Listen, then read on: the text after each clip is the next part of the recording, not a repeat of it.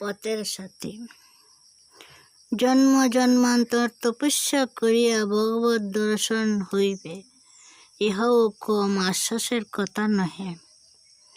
যত দেরিতেই হোক তবু তো হইবে, কিন্তু আমি চাহি জন্মান্তরের দেহ হইতে দেহান্তর পরিক্রমের প্রতীক্ষা না করিয়াই এই জন্মেই এই দেহেই তুমি ভগবত দর্শন করো।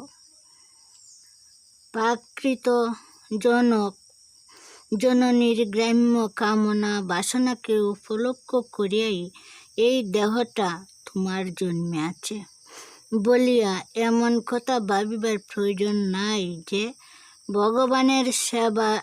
ভগবানের নামের সেবা আস্তে আস্তে তোমার দেহের প্রতিটি পরমাণুকে রূপান্তরিত করিতে সর্মার্থ নহে। পূর্বপুরুষ হইতে প্রাপ্ত আনুকূল্য কিন্তু প্রাতিকূল্যকেও একাগ্র উদগ্র তীব্র সাধনের বলে জয় করা সম্ভব।